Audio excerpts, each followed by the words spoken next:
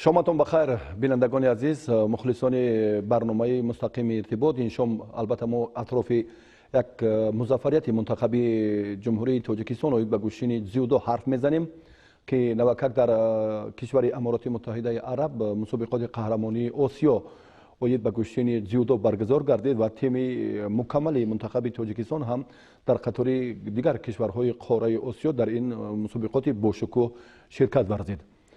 فرصت معرفی مهمانان ما هم فرا رسیده است. سرمربی تیم منتخب زیودوی جمهوری تاجیکستان محمد مراد عبدالرحمن شما را خیر مقدم میگوییم و چهره سرشناس ورزشگر معروف کامران شاه یوسفپریان که شما را هم به استودیو مرکزی خیر مقدم میگوییم.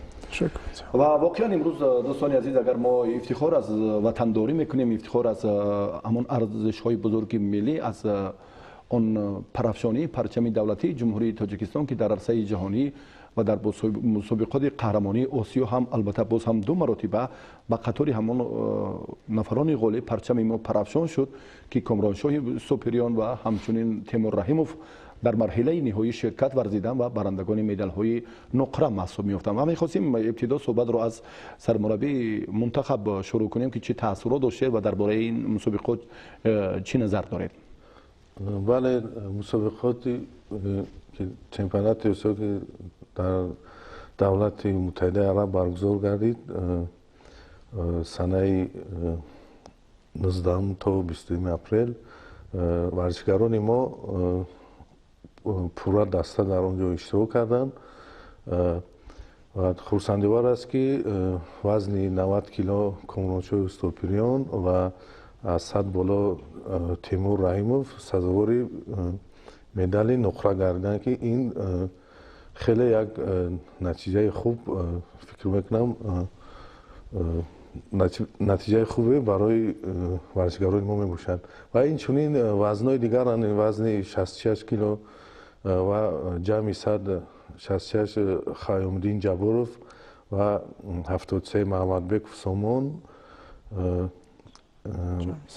جمعی 100 میر محمد شکر محمد هم نیز برای مدال تلاش کردند، اما برای جای سوم باختند، سزاوار جای پنجم گشتند که یعنی خیلی یک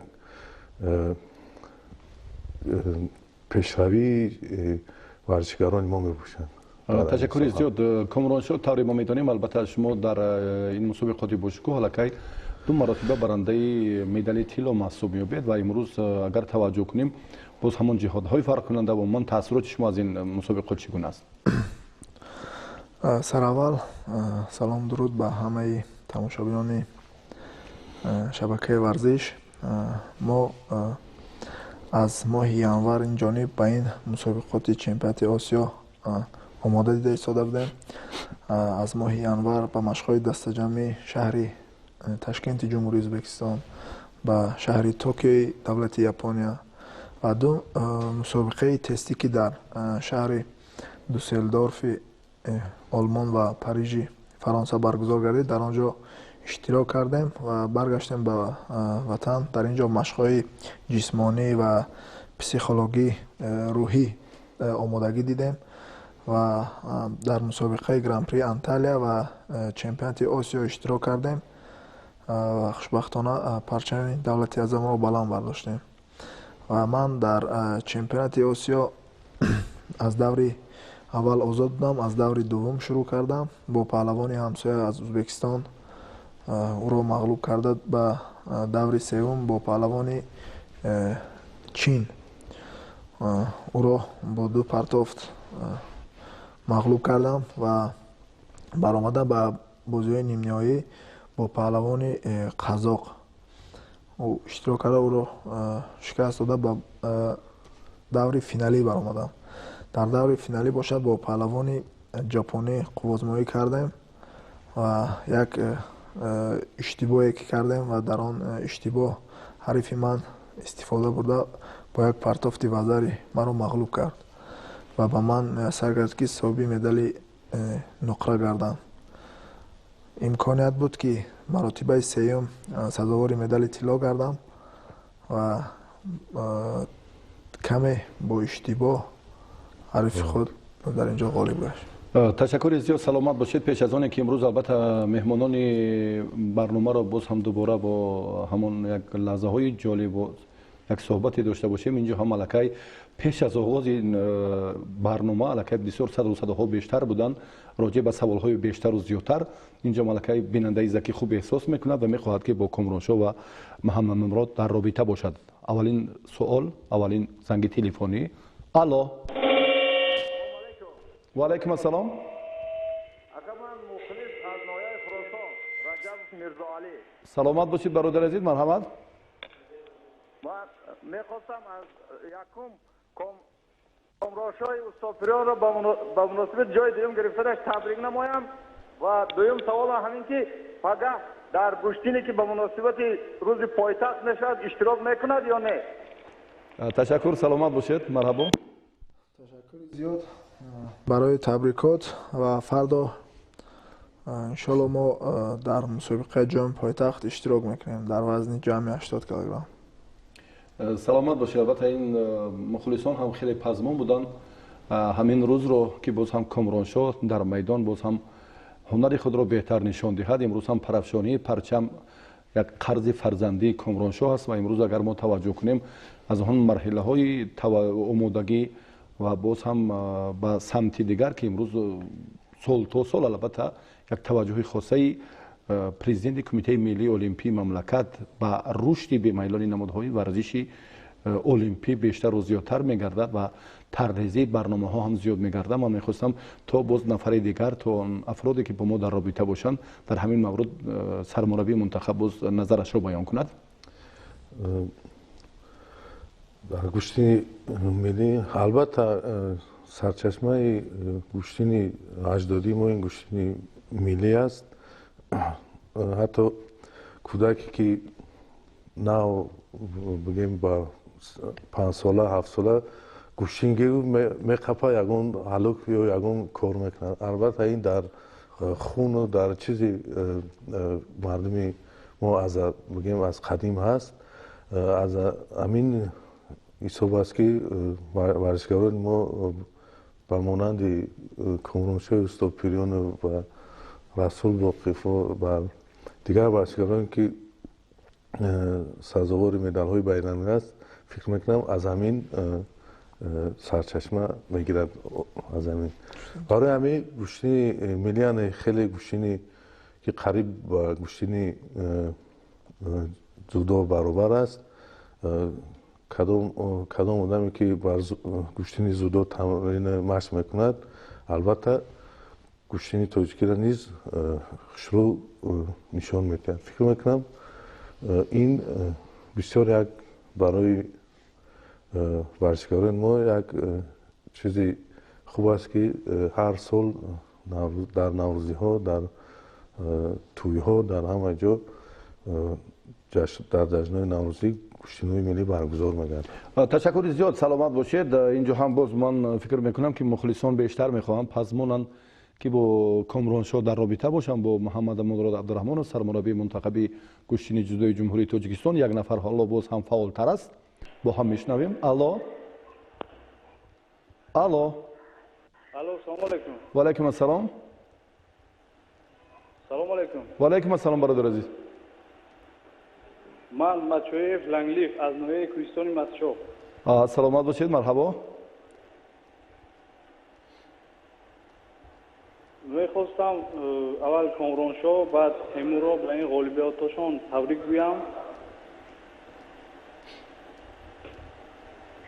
با کامرانشاه سال خبر دارم که پگاه مسابقه بوده است در جام پایتخت. بله. با این سوال کامرانشاه پاسخ دادم. میتونه که سوال خود رو عوض کنید زود. خواهش کرده می شود که همین دوباره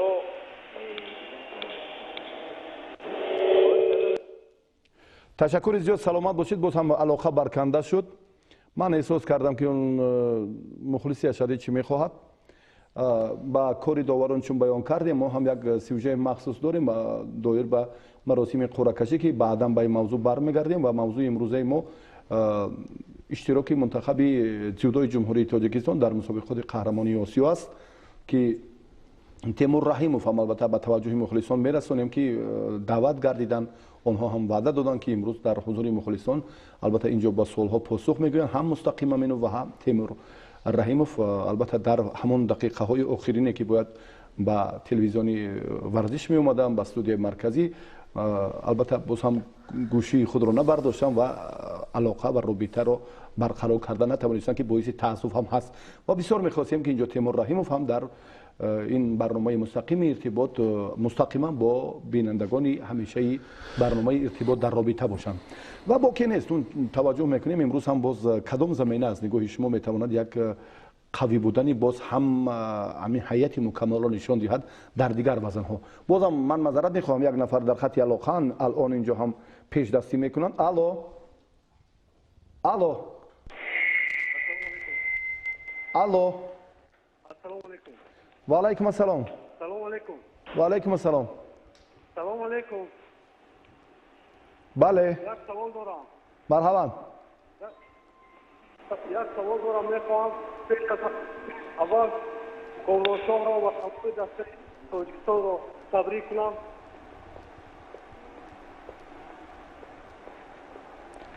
ما شما را میشنویم. مرحمت. چی سوال دارید؟ شاید در آینده میتواند مثل خودش جوانمردان این دیار را تربیه کند و صد در جهان از همه چالاک و چکان و پهلوان گردد. سلامت باشید. تشکر زیاد. می توانید که در آینده همین استافت را میگوید که ادامه دهید و شاگردان را تربیت کنید در همین زمینه؟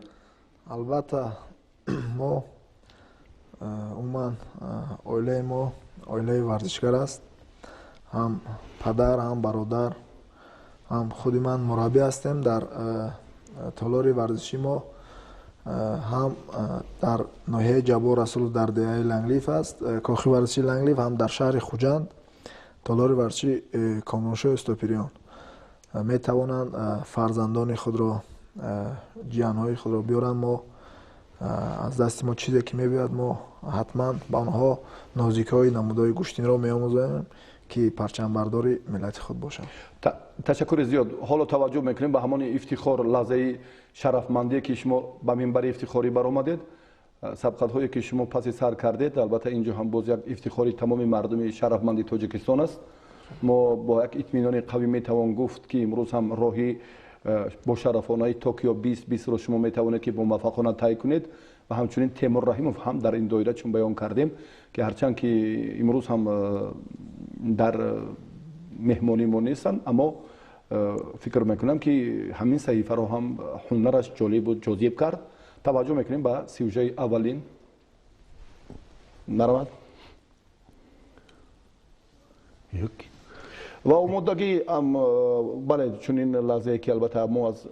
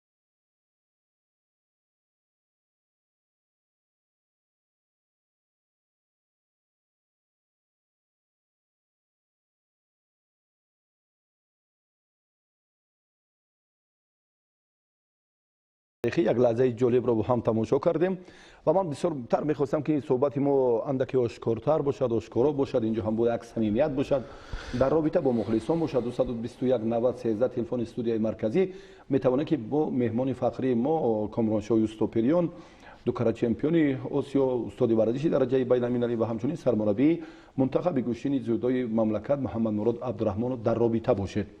امروز هم با شرافت استقلالیت ما توانستیم که قدم های استوار نهیم محض در سمت های خیلی قوی جهت همون راهی با ثمر توکیو 2020 میخواستم در همین مورد انگیده که باز معلومات میدادید و بینندگان تا هم فرصتی که باز هم زنگ تلفنی شود، یعنی چی زمینه به وجود آورد برای راهی توکیو 2020؟ بله، ما پورا نقشه که کشیدیم تا ماه دکبر سال 2019 همه ورزشکارانی که تلاش دارن نزدیک هستند و خالهایشان نزدیک است به بازی‌های المپی، ما همه این ورزشکاران را سفربر میکنیم. البته در پیش مسابقه روزهای 10-12 ماه در شهر باکو دولت آذربایجان مسابقه بلشوی شلم، یعنی توسکلوه بزرگ برگزار میگردد. پهلوانان ما کامرانشاه یوسوفپریان و محمد بیک سامان در آنجا اشتراک میکنند و اینچنین بعد از آن در جمهوری مردمی چین نیز مسابقه گرند پری برگزار میگردد. در اونجا نیز دسته منتخب اشتراک میکنند و عموما ما تا چمپیونات جهان که ماه آگوست در شهر توکیو دولت ژاپن برگزار میگردد، قریب 4-5 مسابقه همه ورزشکاران ما در 4-5 مسابقه اشتراک میکنند و اینچنین خیلی که از آخر ماه می خالهایی که 100% به شمار به حساب می روند. از ماه می خالها 100% حساب می خورد. تا ماه می بگیم که 50%ش می ایستاد، 50%ش می سوخت و از ماه می شروع می شود 100%. و باوری داریم که ورزشکاران ما در مسابقه‌ای که در پیش استاده در نقشه هستند خوب اشتراک میکنند و خالهای نظررس رو به دست میارند. و ما همین چمپیونات آسیا برای ورزشکاران چی امتیاز داد؟ بله، چمپیونات آسیا خیلی در وزن 90 کیلو و جمعی صد خیلی خالهای خوب گیم داد برای ورزشکاران ما و اینچنین 50% میسوزد، لیکن بنابراین خیلی فکر میکنم که خالهای خوب به دست آوردن. تشکر زیاد. یک نفر در خط علاقه هم باز با هم میشنویم. الو الو الو بله الو بله الو بله بله و علیکم السلام. السلام علیکم. و علیکم السلام. من غفور وامیشو از دهه بسمنه شما یکی از مخلصای اشدی کامرانشاه یوسوفپریانم. من به کامرانشاه یوسوفپریان سوال میگم در آمادگی ها در سال 2020 چقدر است؟ سلامت باشید. تشکر زیاد. آمادگی خیلی در سطح بلند دیده ایستاده‌ایم، هم در با حریفای اروپایی هم با حریفای آسیایی مشق‌های دسته جمعی بسیار اشتراک کرده ایستاده‌ایم، هم حریفایی که در فهرست جهانی هستند که 20 گانه بهترین هایی که برای المپی الکی قریب که معلوم است کی در این رقم ها کی به بازی المپی می رود.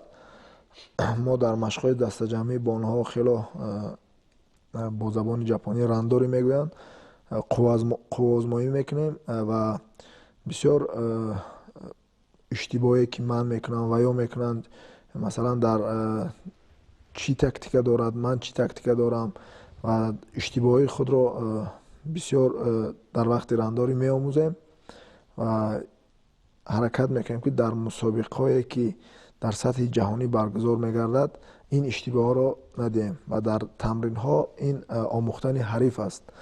من فکر میکنم که نه تنها در این چمپیونات آسیا در چمپیونات جهان و بازی المپی با همین خیل دوام دادن گیریم.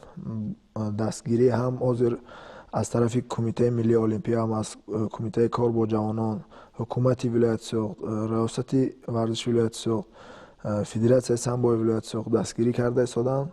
من باور دارم که در بازی‌های المپی توکیو 2020 به یک نتیجه نظررس نایل می‌گردیم.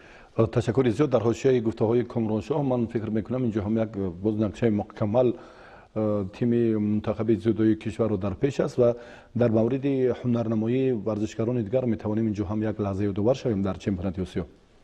بله، دیگر ورزشکاران ما از جمله 66 کیلو جواروف خیومدین بر حریفان خود از ژاپن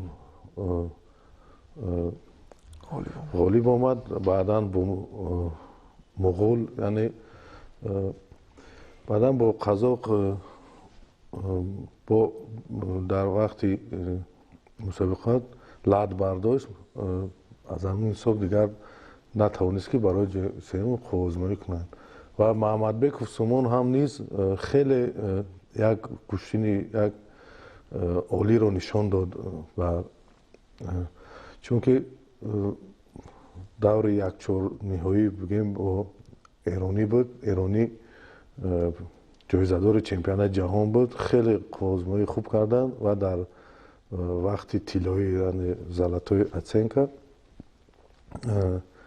با یک بگیم محمدبک غالب هم برآمدند برام خطا نمیکنیم چون که کمتر ایرانی را از صوبی که جایزه‌دار چمپیونات جهان بود کمتر دستگیری کردند و از این صوب معلوم گردید و میر محمد و شکر محمد هم نیز سزاوار جای پنجم گشت. او با حریف یکم خود از جمهوری مردمی چین با طریق پوند غلبه کرد. با حریف دومش نیز و با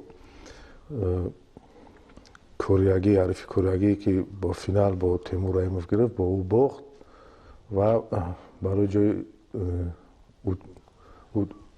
قوازمایی ایلاوگی میگن یا تبو غلبه کرد و برای جای سوم سبقت‌های تسلو بخش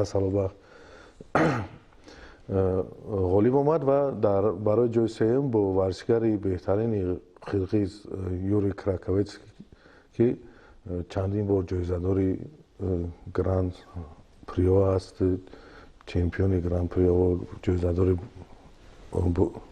چمپیونات آسیا با اون در وقت طلایی نیست باید رو باخت.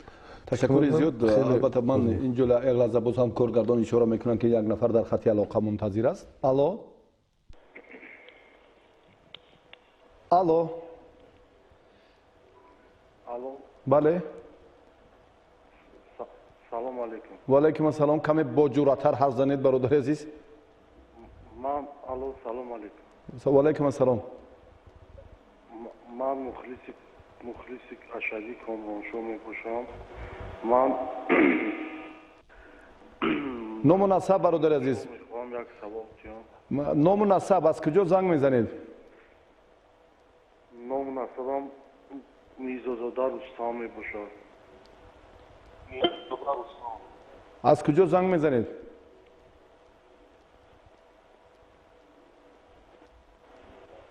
از شهر دوشنبه. مرحمت.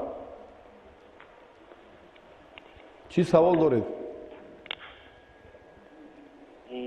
ممکن Рамазан. من میخوام سوال بکنم که همین کامرانشاه در فینال چمپیونات آسیا با همون گوشتنی که گرفت اول سفید نشد یکم بود نفهمو بوری اول است میگه با مرافق رق در مسابقه چمپیونات آسیا باری اول با این حریف من گوشتین گرفتم، ولی در ماه ینور در مشق‌های دسته‌جمعی که من در شهر توکیو بودم با این حریف خود من قریب که هر روز هم گم خطا نمیکردم، با او قوزمایی میکردم و ما همدیگری رو خوب میدونستیم که چی مثلا چی اصول استفاده میبرد و در چخیره که پیشتری من قید کردم یک اشتباهی که از طرف من شد، من به این مغلوبیت دچار گشتم، با یک پرتاب تیبازری مغلوب گشتم و انشالله کوشش میکنم که این اشتباهی که شد اصلاحش کردم در مسابقه. در جریان تمرین شما پرتوفتی لااقل وزلی هم میکردید در مقابل همین حریف؟ البته همه روز با او قوزمایی میکردم، یعنی بسیارتر من او رو پرتوف میکردم. او مثلا در یک راندوری که 5 دقیقه بود مثلا 1 تا 2 تا من میکردم، او 1 تا میکرد، مثلا من بسیارتر میکردم. من هم از جهت جسمانی هم از جهت تکنیکی خودم رو خوب حس میکردم، ولی در فینال یک اشتباه شد. این گوشتین جدا اشتباه رو نمیبخشد، میبازه. سلامت باشید. تقویت گفته های باز سرمربی رو اینجا با هم میشنویم که بسیار هم یک لحظه های خیلی حساس هیجان پهلوانان رو فرا میگیرد، محض در مرحله نهایی هم. بله کامرانشاه در رقابت فینالی در کمتر از همون حسابی که این گفت که من در اونجا تمرین در توکیو من غالب می برآمدم، مقصد پیش بودم از او. از این حساب من فکر میکنم که کامرانشاه کمتر باوری که من این رو مقصد معلوم میکنم، با این کمتر با باوری زیادتر برآمد کرد و باور دارم که دیگر به این خطاگی البته رو نمیدید و در مسابقه آینده اصلاح میکند این خطاگیش. تشکر زیاد. باز هم یک نفر دیگر در خط علاقه. الو. سلام. سلام علیکم. و علیکم السلام برادر عزیز، ابتدا خود رو معرفی کنید. بله. الو. بله. خیلی مشکل است با برنامه شما پیوست شدن.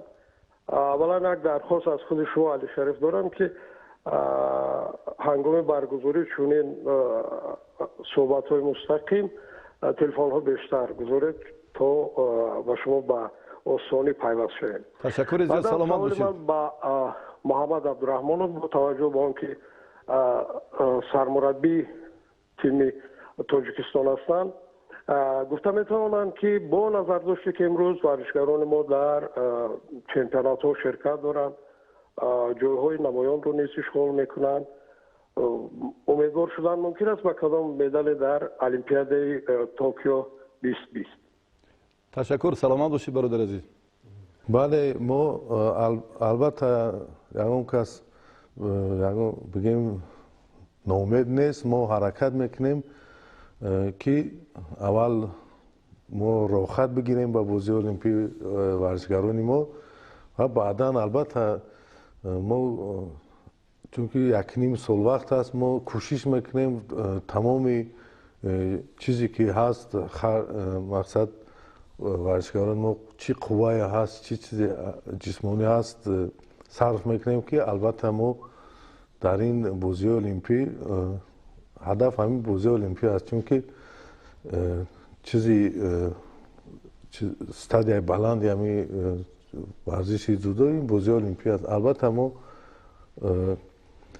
پیشکی رو البته هیچ چیز گفتن نمیتونه که ما کوشش میکنیم که که پهلوان ما خوب برآمد کنند در اونجا سزاواری جای مدال و جای نمایان گردند. تشکر زیاد. باز یک نفر دیگر باز در رابطه‌اند. الو الو. السلام علیکم. و علیکم السلام. السلام علیکم اکا. و علیکم السلام برادر عزیز. ما اکا دولت جان نظری و از شهر کلوب هم با کمرانشاه سوال دارم. مرحبا.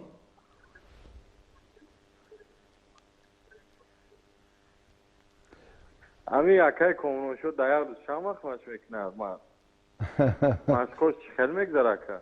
سلامت باشید. در این باره البته باز هم سخن اضافه دارند مهمانی ما. راست دیگه در طول هفته روز دوشنبه و سه شنبه سحر و بگاه دو مراتبه، سحر 2 ساعت، بگاهی 2.5 ساعت. روز چهارشنبه باشه یک مراتبه با یا که فوتبال یا که دویدن. روز پنجشنبه جمعه 2 مراتبه، روز شنبه سحرش دویدن، بگاهیش حمام برقرار. روز یک شنبه تمرین است، استراحت. یک رجه مقرری خودی ورزشگر شناخته کشور چون بیان کردیم در این مورد و البته باز توجه به خودی همون کنجکاوی های مخلصان کنیم. اینجا هم بیشتر میخواهند که زود علاقه برقرار شود و بیشتر و زیادتر به سوال های خود پاسخ گیرند. فکر میکنم امروز هم البته ما موضوع باز یک نفر در رابطه الان. الو الو. الو. بله. الو سلام علیکم. و علیکم السلام. سلام علیکم نجم اکا. و علیکم السلام. من با محمد عبدالرحمن سوال داشتم. مرحمت. امین محمد عبدالرحمن را گفتهستن که اون دست پروراش مثلا به مثل سعید جلال و غیره بسیار هستند. هموراه ها را در تاجیکستان برآمد خوب دارند، در خارجه برای چی برایشان سوستن مثل کامرانشاه نیستن؟ سلامت باشید. تشکر. بله البته نه فقط سعید جلال دست پرورانی من می باشد، من همه دسته جمهوری تاجیکستان که بعضودم مشغولن البته دست پرورانی چیزی سرمربی حساب میخورند. البته ورزش است. ما بود چمپیونات آسیا که در دولت کویت کمرانشاه اوستاپیران سزاوار مدال برنجی گشته بود با سعید جلال سعید. البته ورزش است، برد است، باخت است. ما حرکت میکنیم، کوشش میکنیم که در مسابقات دیگر پهلوانان دیگر ما نیز با جایهای نمایان مشرف گردند. تشکر زیاد. سلامت باشید. برخی با اون نظرن البته اینجا چون یک اشاره یک گفته برادر که سعید جلال سعیدов در تاجیکستان خوب هنرنمایی میکند و بیرون از کشور و نتیجه بهتر را به دست نمیارد و این منظور از گفته برادر اون است که شاید در همین وضع نفران موفق بیشتر باشه. من فکر میکنم بس اینجا اندکی روشنی میانداختید به این بهتر بود. در وزن 100 کیلو فکر میکنم بهترین در تاجیکستان رقم 1 در جودو سعید جلال سعیدov است، چون در جام آسیا در دولت قزاقستان برگزار گردید سزاوار مدال طلا گشت. البته اینا را فکر میکنم به نظر نمیگیرن یا مردم نمیبینن یا تماشا نمیکنن و میشود میگم که ورزش است، برد است، باخت است. این خیلی با در مسابقه آینده با فکر میکنم چی میگن حرکت میکند که نتیجه به دست آورد. یعنی برگزاری چمپیونات جمهوری تاجیکستان انتخاب دسته منتخب اینجا هم از همون ابتدای سال منشأ میگیرد.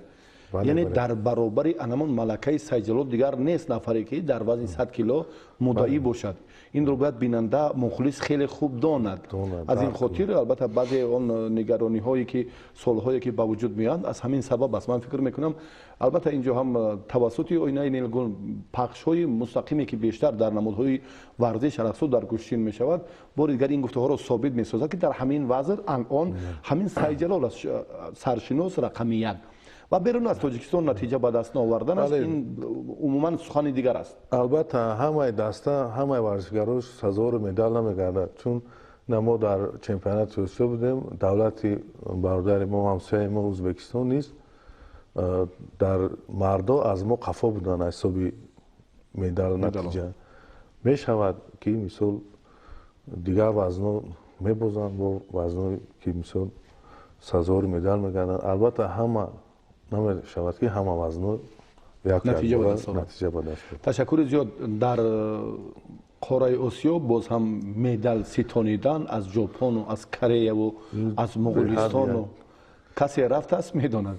بله، یک فکر میکنم یک خیلی دشوار است برای و این الان با یادداشت کنیم که قاره آسیا با اینچنین استرالیا را نیز قاره اقیانوس رو هم نیز داخل شامل گردانیدن. در نمودهای دیگر بود، حتی بود در جودو هم علاقه پیوست. یعنی این بود یک مرکبی دیگر رو برای ورزشکاران ما بله، ورزشکاران مثلا استرالیا ژاپنی است در وزن 100 کیلو، دولت استرالیا برآمد میکند، یا از دولت فیجی نیز هم ژاپنی است. این فکر خیلی یک کنکورنسی خوب رقابت پذیری بیشتر میشه. و واقعا هم اگر ما توجه کنیم امروز هم اگر در سیاره فوتبال ربط دارن به همون کشورهای ابرقدرت، چون برخی از با انگلیا و فرانسه و اسپانیا و باز هم با برزیل که علاقه اون شماره های دوم، سوم، چهارم، پنجمشون با دیگر، البته اینجا هم یک سمتی دیگر هست که اینجا هم جلبی چون این چهره ها و در جودو علاقه در پیوستن خودی پهلوانان ژاپن با استرالیا همین موضوع رو در بر میگیرد. برای توجهتون ما تشکر میگوییم، سپاسگزاریم که دعوت ما رو پذیرفتید و بسیار باعث سرفرازی میشد اگر که اینجا هم باز برنده مدال نقره چون بیان کردیم که در ابتدا البته اینجا هم باز با حضورشان باز برنامه ما رو شهامت دیگر میبخشیدن. و اکنون سرفرازی نصیب ما شد، یک قدم قوی جهت نتیجه بهتری مسابقات قهرمانی جهان در گشتن جودو باز هم به وجود آمد. امیدواریم که این استافت را خود ستاد مربیان و کمیته های مربوط به ساحه باز هم ادامه میدهند و باز هم در خاتمه برنامه ما توجه میکنیم به یک لحظه به همان فرصت های دیر انتظار مخلصان که کامرانشاه را پسمانند در میدان نبرد گشتن سنتی که این پگاه در دایره همان سلسله چهاربینی های باشکوه فرهنگی و ورزشی مسابقه گشتن ملی برگزار می شود و خوشبختانه کامرانشاه استاپریان در این میدان هنرنمایی میکند. البته در وزن 80 و جمع 80 کیلو دو شاه جایزه مکافات عالی از جانب مقامات اجرایی حاکمیت دولتی شهر دوشنبه تأسیس داده شده است در عرفه جشن باشکوهی که در روز جشن پایتخت. و پیش از صحبت حالا توجه میکنیم با سیوژه نوبتی که نوکک 25 دقیقه پیش مراسم قرعه کشی در مکتب مهارت عالی ورزشی به انجام رسید و ما با نوارهای فوری توجه میکنیم. حالا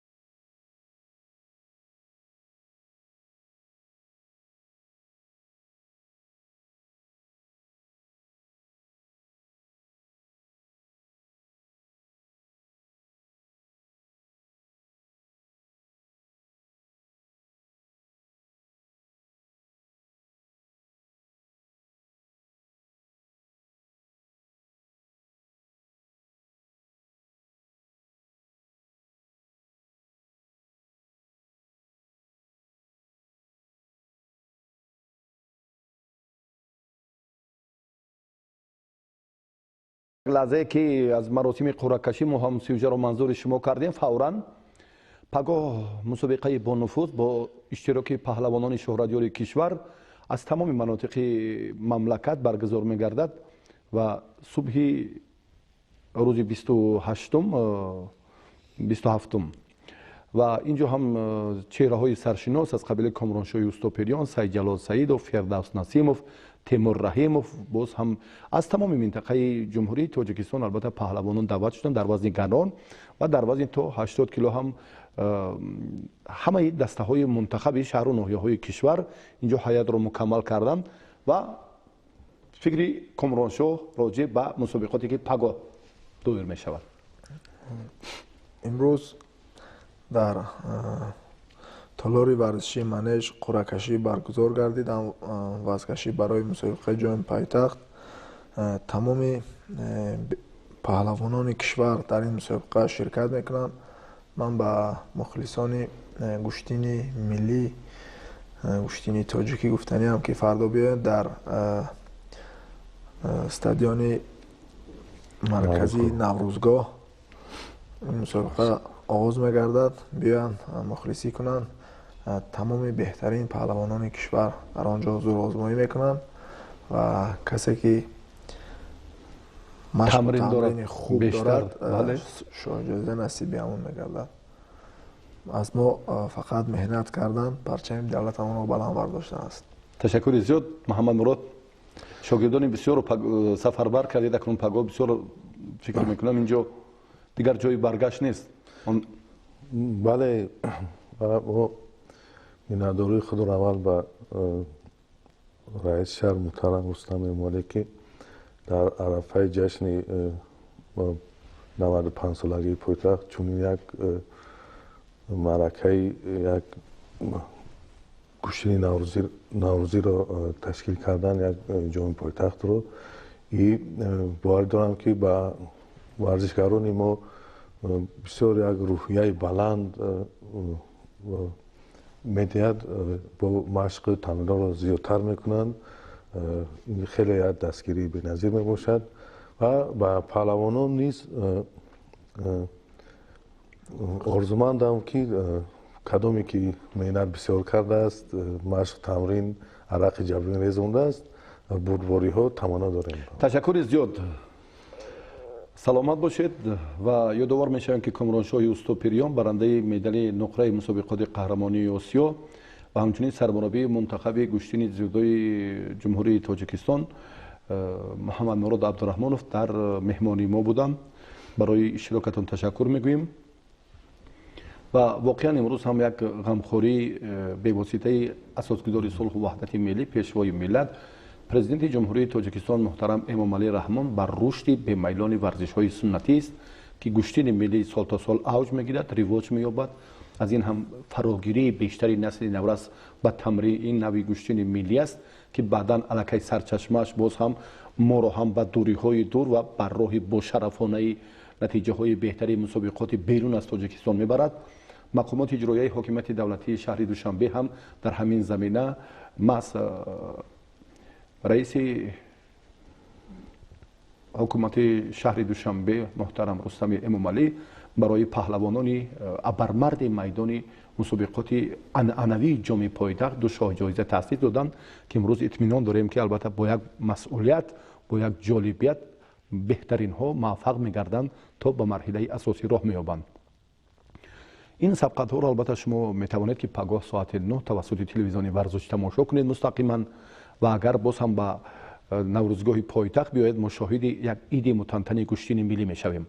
برای توجهتان تشکر و در فرجام برای اشتراک و برای تشریف مهمانان ارجمند سپاسگزاریم و اطمینان داریم که چنین نتیجه های بهترین ما میتوانیم که در سال 2019 تا با خاتمه باز هم نایل گردیم. باقی سرفراز و موفق باشید.